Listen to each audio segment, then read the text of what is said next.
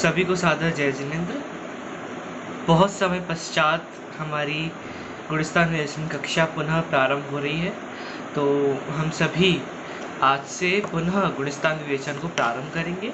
अभी तक हमने जो पाठ पढ़ लिया है उसका एक बार रिवीजन भी करेंगे और उसके बाद से हम आगे वाले प्रश्नों की तरफ हम आगे बढ़ेंगे।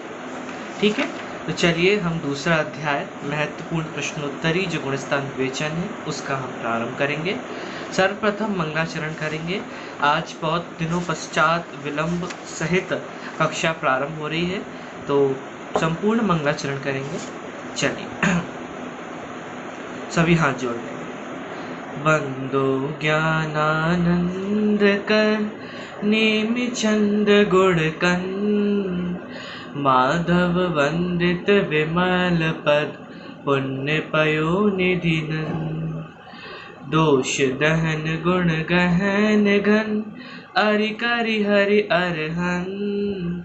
स्वानुभूति रमणी रमण, जगनायक जयवन। सिद्ध शुद्ध सादित सहज, स्वरस सुधारस धार।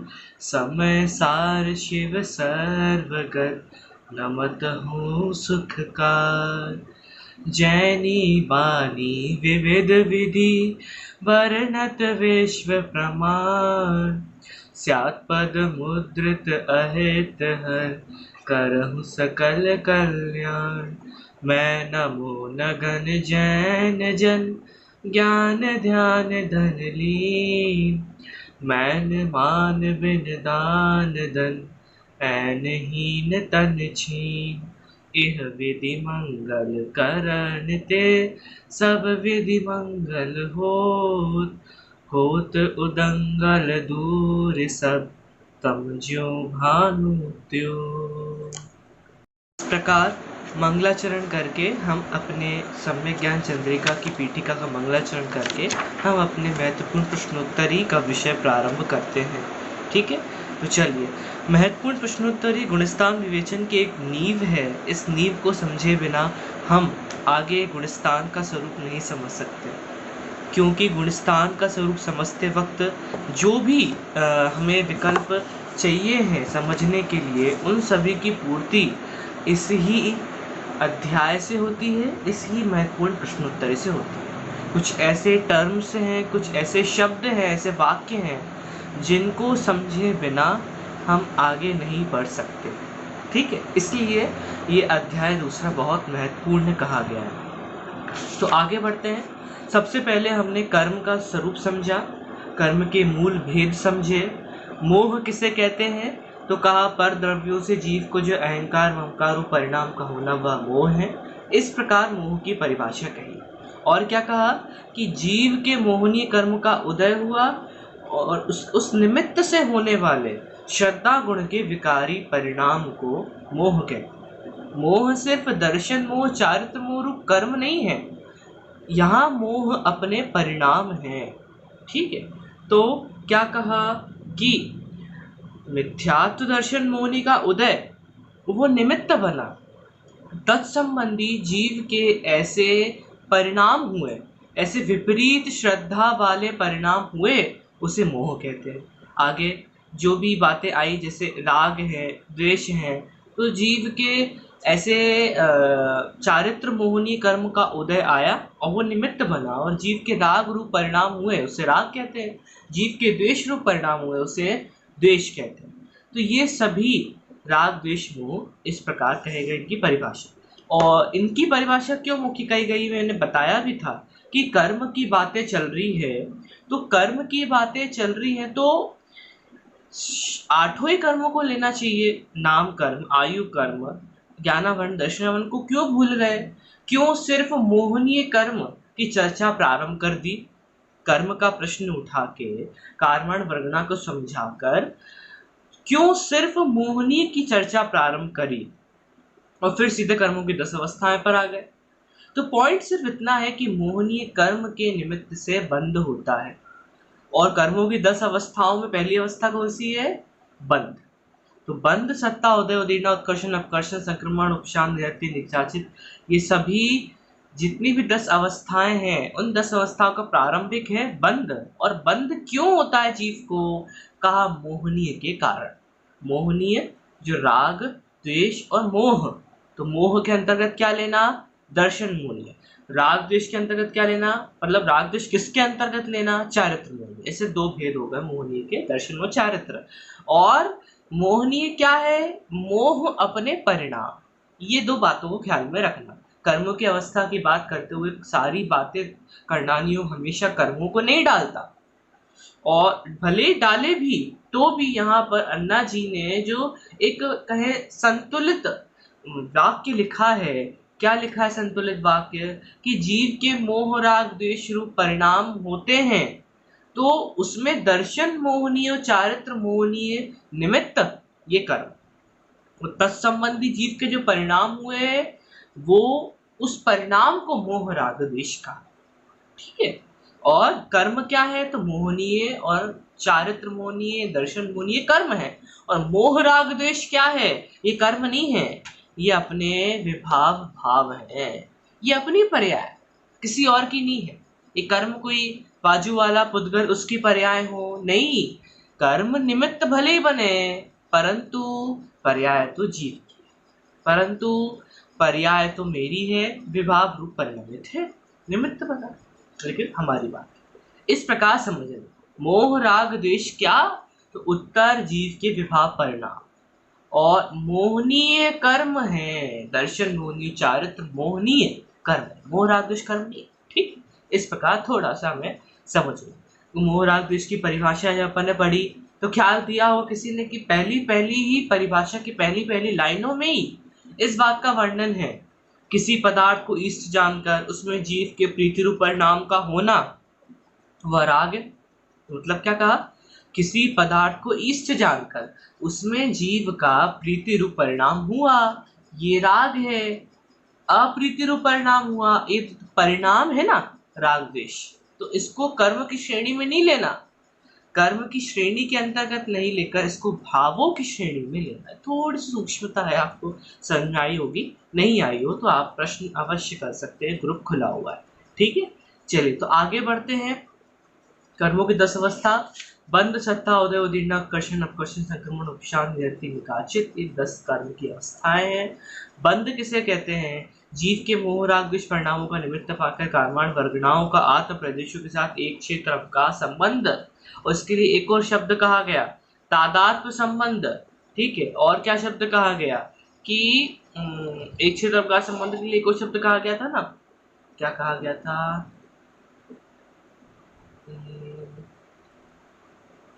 ख्याल में नहीं आ रहा है वो नाम, अभी अपन ने नए चक्र की क्लास में पढ़ा था, चलो दिमाग से उतर गया। ठीक है, मैं देख के बता दूंगा। तो ये एक क्षेत्र का जो विशिष्ट संबंध कहा, ठीक है, उसको बंध कहा। बंध के 4 वेद समझाए, प्रकृति प्रदेश स्थिति अनुभाग, मतलब जीव के मोह राग द्वेष परिणाम स्निग्धता रूक्षता का काम किया। और वहां कार्माण वर्गणाओं का जीव के साथ एक क्षेत्र का संबंध हुआ, तो कार्माण वर्गणाएं आई।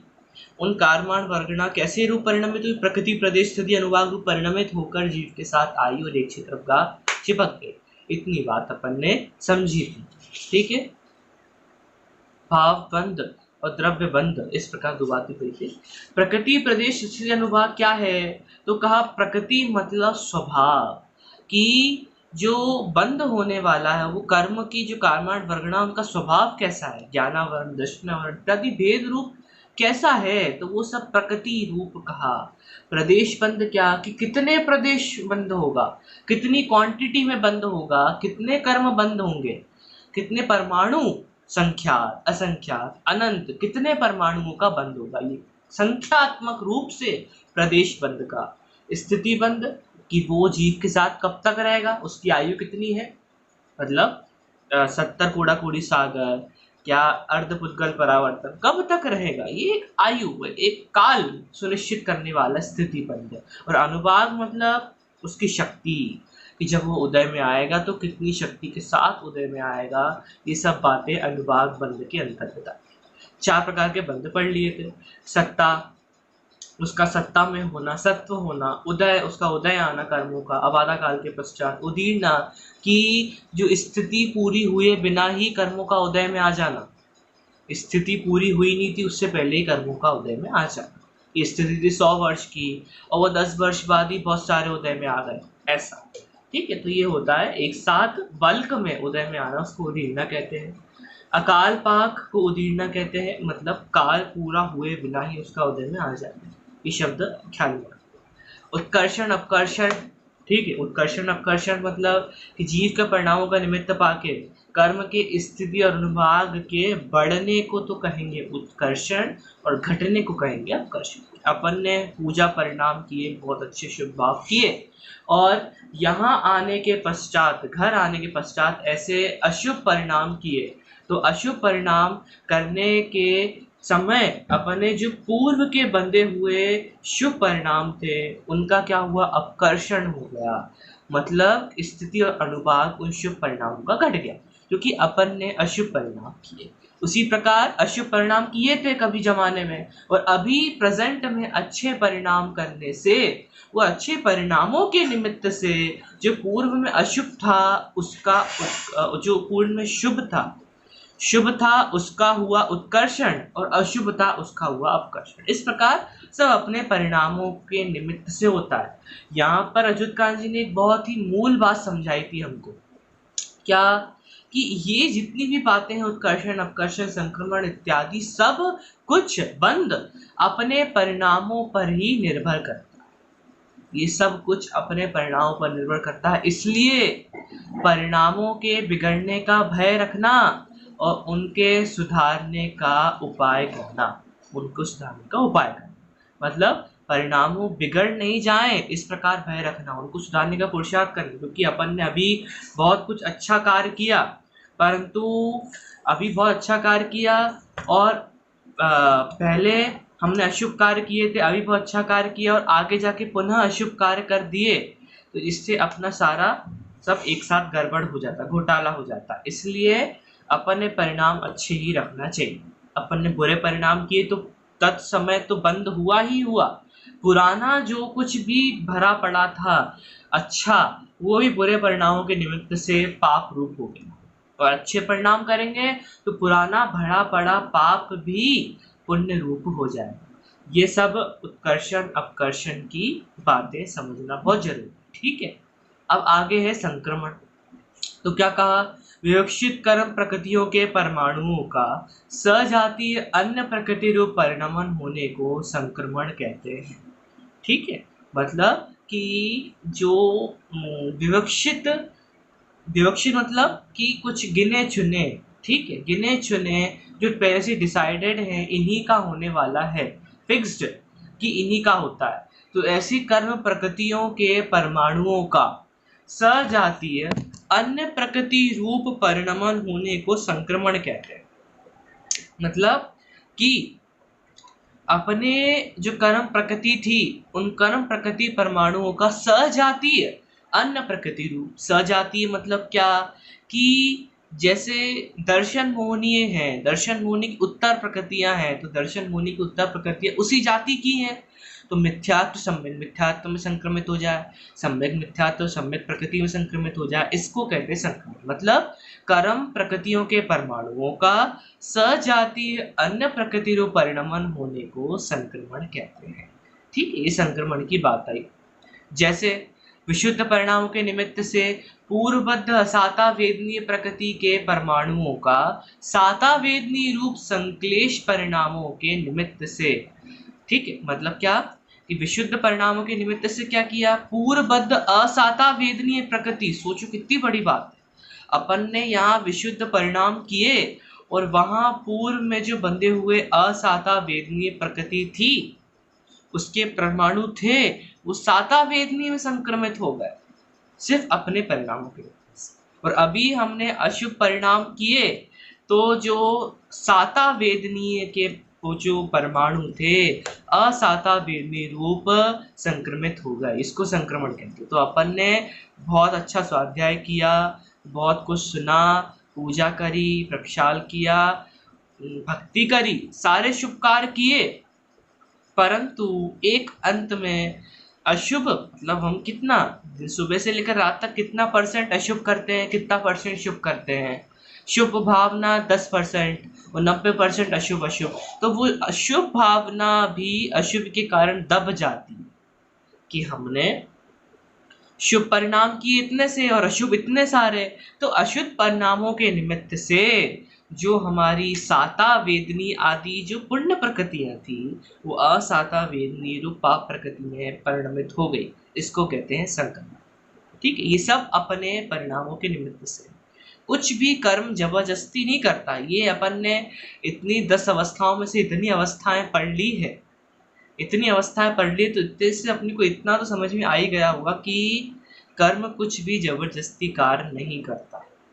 जो करने वाले हैं वो अपन हैं, अपनी परिणाम है, अपनी मान्यता है। ठीक है, इतना ख्याल में रखना। चलिए अब 20वें प्रश्न के ऊपर आगे बढ़ते हैं। उपशांत किसे कहते हैं? कि जो उदय में तो नहीं आए, सत्ता में रहे, उसे उपशांत कहते हैं इत्यादि। इसकी चर्चा थोड़ी सूक्ष्म है और क्या है वो समझने के लिए मैंने समय निकाला, लेकिन परिस्थितियां कुछ ऐसी है कि बाकी लोगों के घर में भी बीमारियां हो रही है, तो उनके पास भी समय नहीं है चर्चा वगैरह करने का, तो अभी हुई नहीं। जिस दिन होगी उस दिन अपन इसके ऊपर विशेष चर्चा करेंगे। आगे बढ़ते हैं। उपशम, यहाँ पे उपशांत और उपशम अलग अलग है। वो जो 10 करण चर्चा प्रवीण जी ने लिखी है, वो 10 करण चर्चा में उपशांत और उपशम एक बताया, फिर भी आगे उसको अलग करने का प्रयास किया, परंतु नाम उपशांत नहीं लिख के उपशम लिखा। उससे कंफ्यूजन बिल्कुल नहीं करना। उपशांत 10 करण अवस्था में नाम है, उपशम नहीं। उपशम कर्मों का होता है, धर्मों का दब जाना, अपने परिणामों के निमित्त से कर्मों का दब जाना, उसको उपशम कहते हैं। ये अपने को ख्याल में रखना। ठीक है, कि आत्मा में कर्म की निशक्ति का कारणवश प्रकट ना होना, मतलब हमने इतनी विशुद्धता बढ़ा ली कि कर्म अपनी शक्ति को प्रकट ही नहीं कर पाया, उसका अनुभाग ही घट गया। ये इसको कहते हैं उपशम। जैसे कतक आदि द्रव्य के संबंध से जल में कीचड़ का उपशम, मतलब जो कीचड़ था वो कीचड़ की शक्ति प्रकट नहीं हो पाई। जल में कीचड़ की शक्ति प्रकट नहीं हो पाई, किसके निमित्त से? कतक फल के निमित्त से। उसी प्रकार विशुद्ध परिणामों के निमित्त से कर्मों की अवस्था का या कर्मों की शक्ति का जो प्रभाव था वो कम हो गया, दब गया, उसको उपशम कहते। ठीक है, तो कर्मों की 10 अवस्थाओं में उपशम करण नाम का कोई भी करण नहीं है, कोई भी अवस्था नहीं है उपशम नाम की।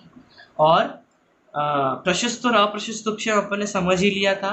ठीक है, प्रशस्त और अप्रशस्त उपशम एक बार एक शॉर्ट में समझा देता हूँ।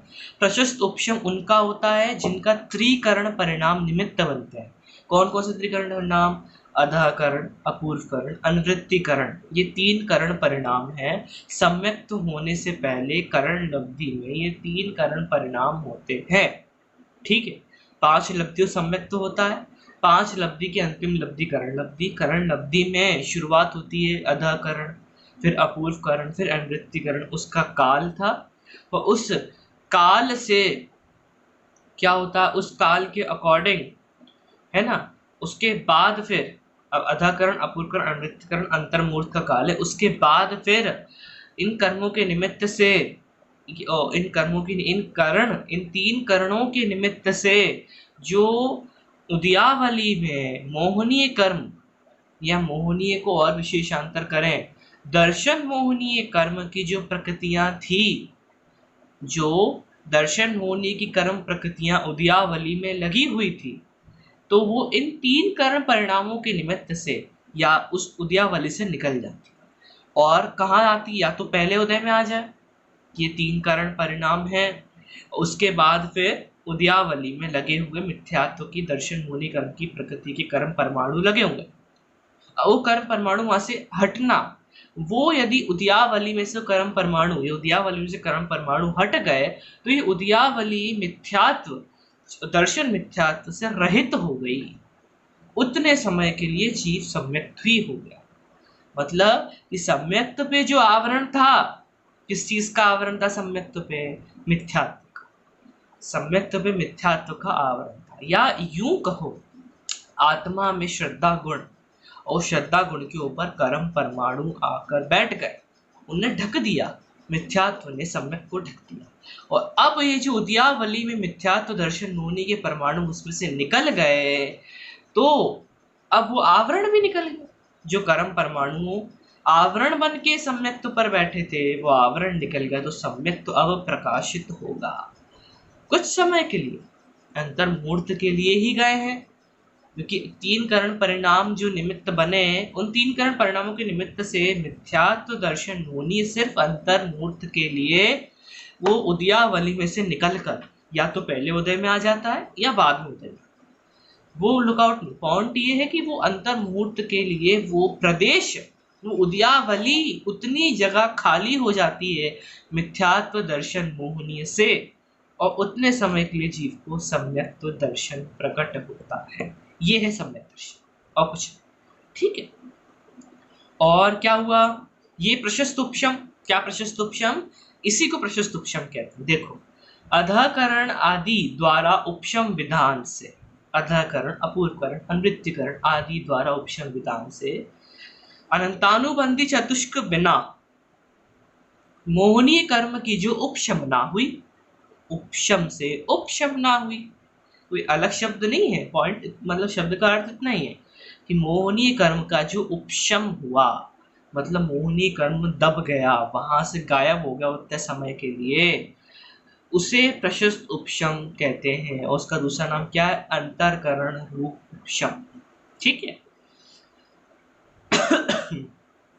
चलो, अप्रशस्त उपशम क्या होता है कि राजा को देखकर जिस प्रकार प्रजा भाग जाती, दो लड़ाई हो रही थी और दो राजा थे, तो देखा राजा ने कि इनकी तो बहुत बड़ी सेना है, तो ये वाला राजा वो सेना उस सबको देख के भाग गया। तब सेना खड़ी रहेगी क्या, राजा भाग गया, अब सेना खड़ी रहेगी क्या, नहीं। तो राजा को वो निमित्त बना, क्या निमित्त बना राजा के लिए कि भाई उतनी खतरनाक बड़ी सेना को देखकर राजा भयभीत हुआ, तो निमित्त क्या बना, वो खड़ी बड़ी सेना राजा के लिए, और राजा उसको देख के भाग गया। और फिर राजा निमित्त बना उसकी प्रजा के लिए, राजा भाग गया तो सेना प्रजा भी क्यों खड़ी रहेगी, वो भी भाग जाएगी। तो राजा को भागते हुए देख सेना भी भाग गई। उसी प्रकार जो राजा है मिथ्यात्व, त्रिकरण परिणाम के निमित्त से उपशमना को प्राप्त हुआ। अब उस त्रिकरण परिणाम के निमित्त से जब मिथ्यात्व भाग गया, तो अनंतानुबंधी क्या करेगी बैठ के, तो अनंतानुबंधी भी मिथ्यात्व को देखकर चलेगी, इतना समझना, ठीक है। तो इसको अप्रशस्त उपशम क्यों कहते हैं, क्योंकि तीन करण परिणाम के निमित्त से अनंतानुबंधी आदि चतुष्क का उपशम नहीं हुआ, तीन करण परिणाम के निमित्त से नहीं हुआ, स्वतः हो गया, इसलिए उसको सदवस्था रूप उपशम कहते हैं, अपने आप हो गया, उसको किसी की सहायता नहीं चाहिए पड़ती। इसको तो तीन करण परिणाम की सहायता चाहिए, इसको किसी की सहायता नहीं चाहिए उपशम होने के लिए, इसको कहते हैं अप्रशस्त उपशम। बिना कारण, बिना करण के वो उपशम हो गया। अप्रशस्त उपशम का दूसरा नाम असदवस्था उपशम भी है। वर्तमान समय छोड़कर आगामी काल में उदय आने वाले कर्मों का सत्ता में पड़े रहने को सदवस्था रूप उपशम कहते हैं, या अप्रशस्त उपशम कहते हैं। मतलब वर्तमान समय को छोड़कर आगामी काल में उदय आने वाले कर्मों का सत्ता में पड़े रहने को, मतलब ये अनंतानुबंधी, ये उदयावली थी, इस उदयावली में से अनंतानुबंधी निकलकर पीछे लग गई, मतलब सत्ता में है, उदय में नहीं आई। क्या कि वो अनंतानुबंधी का नाश नहीं हुआ, वो सत्ता में है लेकिन उदय में नहीं आई। इसको देखो, समझो, वर्तमान समय को छोड़कर आगामी काल में उदय आने वाले कर्मों का सत्ता में पड़े रहने को सदवस्था उपशम या अप्रशस्त उपशम कहते हैं। उदय का अभाव ही अप्रशस्त उपशम है, उदय का अभाव, उदयावली में उदय का अभाव, मतलब उदयावली थी, उसमें अनंतानुबंधी कर्म परमाणुओं के उदय का अभाव हो गया, मतलब वो परमाणु उतने समय के लिए उदय में नहीं आएंगे, इसी को अप्रशस्त उपशम या सदवस्था उपशम कहते हैं, इतना याद रखना। देखो, जो कर्म तीन कर्णों के बिना ही सत्ता में दबा हुआ था रहे, उसे अप्रशस्त उपशम कहते हैं, समझ में? देखो आगे बढ़ते हैं। नियति निकाचित किसे कहते हैं? नियति निकाचित कर्म होते हैं ना, नियति निकाचित कर्म वो होते हैं जो वैसे जैसे बंधे थे वैसे के वैसे उदय में आएंगे। उसमें ना उत्कर्षण होगा ना अपकर्षण होगा निधत्ति में, ठीक है। नहीं, निधत्ति में निकाचित की बात हो रही। निधत्ति निकाचित में अंतर मात्र इतना है कि निधत्ति सिर्फ संक्रमण और उदीर्णा नहीं होती उन कर्म प्रकृतियों की, मतलब असाता वेदनीय की निधत्ति रूप कर्म प्रकृति बंधी, निधत्ति रूप कर्म परमाणु बंधे असाता वेदनीय के, तो तुम कितने ही शुभ भाव क्यों ना कर लो, वो असाता वेदनी का उदय आएगा ही आएगा। जैसे उपसर्ग होते हैं, उपसर्ग होते हैं तो वहां पर जो काल है उस काल में मुनिराज, उपसर्ग नौवे गुणस्थान के पहले पहले ही होते हैं, उसके बाद नहीं होते। तो कितनी विशुद्धता, सोचो कितनी विशुद्धता होने पर भी उपसर्ग हुआ। क्यों हुआ? इसीलिए कि वो जो कर्म परमाणु थे, कर्म विधान किसी के लिए नहीं बदलता, तीर्थंकरों के लिए भी नहीं बदलता, वो तीर्थंकर को बंधा होगा निधत्ति कर्म। तो उस असाता निधत्ति कर्म की संक्रमण और उदीर्णा नहीं हो पाई, उसका तो जैसा उदय लिखा हुआ था वैसा का वैसा उदय में आया और पार्षद भगवान के पत्थर गिरे, ठीक है।